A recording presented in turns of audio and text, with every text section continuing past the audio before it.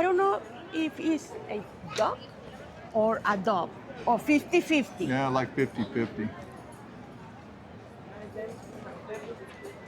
I got you. I got you.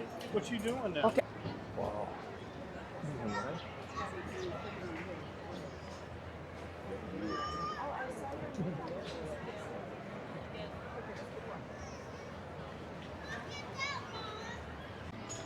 All right, here it is.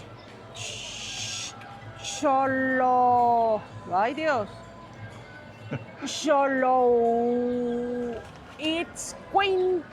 Quintly. The dog. It's a dog.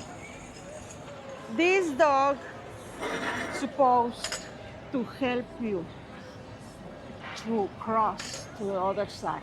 Oh, okay. Look, the puppy As it puppy gets, there. the Aztec god of death, and he would serve as a guide for the deceased souls on their journey to the underworld. This is a 5,000-year-old exotic breed of dog, commonly known as a Mexican hairless dog. Go ahead.